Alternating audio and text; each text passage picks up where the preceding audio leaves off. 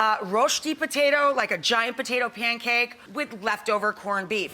For a 10-inch skillet, we used 5 large russet potatoes. You peel them, you salt them, and you let them drain. Then you pour off the liquid, but save the starch at the bottom of the bowl. See there, it's like a skin on the bottom of the bowl. That helps get the potatoes extra crispy. So after you drain and press them, you flip them back around. They've already been salted, so let's pepper away, right?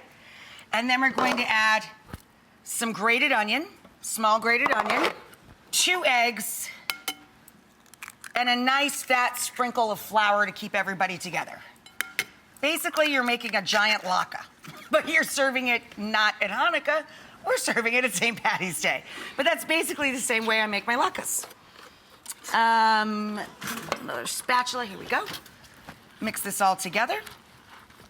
In the pan, I started with some olive oil that'll bring the butter to a slightly higher cooking temperature. So now when it comes to the cabbage topping, a lot of people are making cabbage. I've just chopped it up and spiked it. And I cooked the cabbage with cumin and caraway.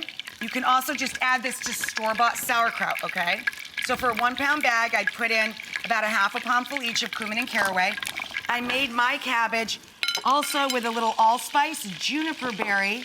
All of that's building the lily. I just like the flavor of it, and a little freshly grated nutmeg, and of course, salt and pepper.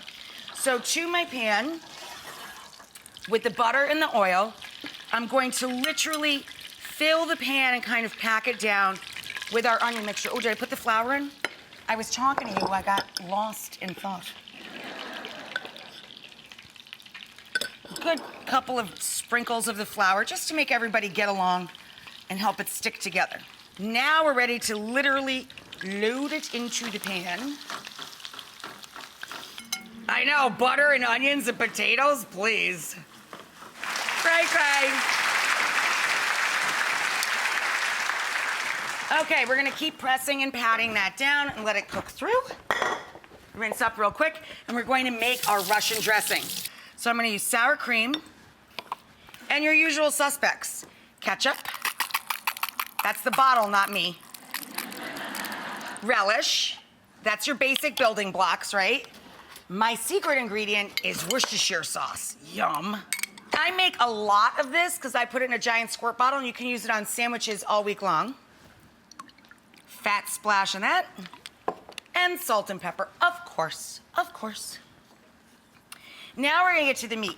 So your leftover meats of choice, all we're gonna do is broil this or pop it into a 400 or so degree oven until the cheese gets brown and bubbly on top of our big old Reuben here.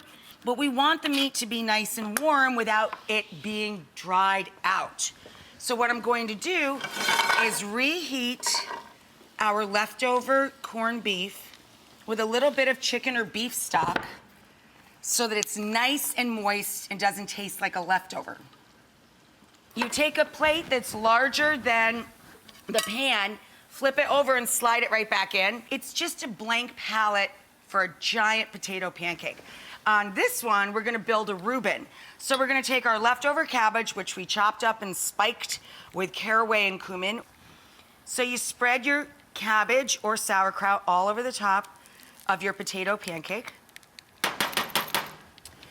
Then we're going to take some of our corned beef, pile that on top, and remember, we warmed this through in a little bit of chicken or beef stock. I like a nice sharp white cheddar mixed with Swiss.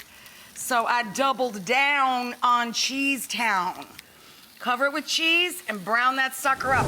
Our homemade Russian dressing going down all over that. Little dill, little parsley, a little chive. Yeah.